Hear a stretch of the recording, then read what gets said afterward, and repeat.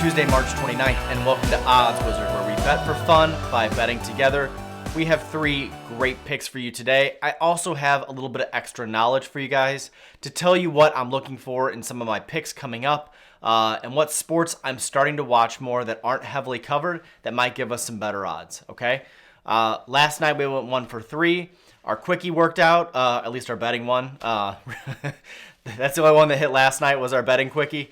But tonight we have 3 more fun picks for us to watch, 3 more fun games, 3 more things for you to get invested in that normally you would not have a rooting interest for. I'm going to start with a basketball Quickie again. It worked for us last night. Let's try and see if it works for us again tonight. I'm going to take Dorian Finney-Smith over 11.5 points versus the Lakers tonight. That's at plus 100 odds tonight. It's the 7:30 game on TNT, so we can all watch this together. It's nationally televised, so we should all be able to watch this together. Luka has been playing extremely well. His over-under point was basically 30, so we're trying to stay away from that because it's so high and because it's this late in the season. So if Dallas goes up, say, 40 points in this game, they're not going to play their starters. Luka's going to sit after halftime, and that could happen. We're so late in the basketball season and so many teams have wrapped up playoff spots that guys are resting more than ever, like we've talked about. So it's really risky to take some of these picks. Dorian Finney-Smith, on the other hand, he's not necessarily their number one guy. He actually is pretty rested from the last couple months. So we should see him play a full game. 11.5 points doesn't seem that crazy for him. So that's what we're going to take him tonight. If LeBron plays, this game should be pretty competitive. The Lakers right now are backed into a corner, okay? They're a scared animal that might miss the playoffs, so you don't know what's going to happen in this game. The spread is 12 points. That's huge. That is a huge point spread. If LeBron plays, and that's something you probably won't know until almost game time, that 12 points, I would hammer the Lakers plus 12. I don't think the Lakers can win, but that is a massive, massive margin against a team that's fighting for that last playoff spot. And LeBron doesn't seem like the guy that's going to give up. I'm not a fan of his, but he's not the kind of guy that's going to lay down whenever they have a shot to make the playoffs. And they do right now. So let's keep an eye on this game tonight. It'll be the Lakers versus the Mavs, and we're going to take Finney-Smith over 11.5 points. Our second pick tonight is for those of you who prefer to watch hockey instead. We're going to take the Lightning over Carolina at minus 140. That's a 7-10 game on ESPN+. If you guys watched our show yesterday, you know we picked Carolina to lose, and they absolutely dominated the Capitals. They won 6-1. It wasn't even close. I don't know that they can travel back-to-back against 2 good teams and do it again tonight. That's why we're going to take the Lightning. The Lightning are a phenomenal team. There's a reason they've won several Stanley Cups the last few years. Well coached, still have a lot of the core players, and picked up even more players at the trade deadline. The Lightning did not play last night, so they are more rested. Steven Stamkos versus Aho is a really fun matchup to watch to see who can score more. There's a weird thing in this game tonight that I want to point out to you guys. The over-under on this game is 5.5 goals, which for 2 very high-scoring teams seems extremely low. Vegas knows something that we don't. My thought is they're predicting Carolina isn't going to score very many tonight. That's the only reason I can see this over-under being low. That leads me to another thing I'm researching right now in hockey. We are at the very end of the season. Teams adjust their strategy. They rest more guys, just like basketball, but not as bad because hockey players aren't as big as wimps as basketball players. But they're still resting guys and not giving them the same ice time as they would usually have. Last night, we saw 4 of the 5 games that were played have 7 or more goals.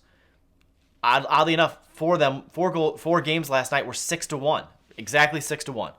Something seems odd about how many goals have been scored the last few nights. It's something I'm looking into. We may take a few more overs in hockey going forward because of this possible trend towards the end of the season for these teams to rest their defensemen more and get their backup goalies a little more time and their starters a little rest going into the playoffs. So that's one of the things we are keeping a very close eye on is how many overs are hitting. I'm going to watch it tonight, and we may be hammering the NHL overs the next week or so if there does seem to be a trend of teams scoring a lot of goals leading up to the NHL playoffs. Our last pick tonight, we're going back for our second tennis pick, and we're doing the same thing that I did with hockey. Last night, we picked Kekmanovic to lose. Tonight, we're going to pick Kekmanovic to lose. We're going to take Taylor Fritz over Kekmanovic at minus 180. So Fritz is the heavy favorite in this. That doesn't mean Kekmanovic is a walkover. He's not. He beat our guy last night. He is a very, very skilled tennis player, but Fritz might be the top 1 to 2 American men tennis players in the world, in the United States right now.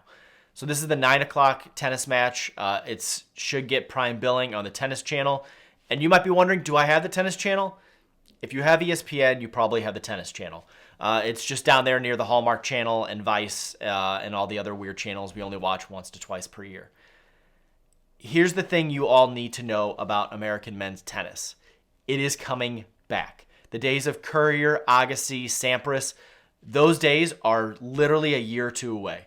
American men's tennis is about to have a major resurgence. There's 4 to 5 guys that could be number 1 in the world that are all Americans. So if you want to get in on this craze before everybody else does, if you want to get in and start doing your research and be ahead of the curve, this is the time to do it. American men's tennis is coming back. Fritz might be the one leading the charge. Most of you probably haven't seen him play. He has an insanely powerful forehand. It's quick. He brings it back about halfway and then just destroys the ball. Very fun to watch, very aggressive. And I'm telling you guys, if you have not followed tennis the last 10 years, like most Americans have not, now is the time to get in before it gets super popular again, so you know what you're talking about before your friends do. If you take all of our picks tonight and throw them in the cauldron, our odds are going to be plus 432. Again, pretty favorable odds. Fritz is a huge favorite. The Lightning are a huge favorite. And Dorian Finney-Smith is plus odds, so that's the only thing that's bringing it up to over 400. To recap those 3 picks, what they are: Dorian Finney-Smith over 11.5 points, the Lightning to beat Carolina, and Fritz to beat Kekmanovic tonight in tennis. This is going to be a really fun night of sports. I did my best to dig in, find the best games, because we're in a pretty slow season, kind of like the dog days of baseball. There's a lot of games going on in the NHL, a lot of games going on in the NBA. They're not good games. That's why I dig in and try and find the good ones for you guys to watch. So if you have not, follow me on Twitter. I updated our picks last night as we went along. I'm going to try and update our picks tonight as we go along. And it should just be a really fun night. So get involved, have some fun with us, and join Team Wizard. All right? We will see you all tomorrow. Have a great night, and good luck with your bets. See you.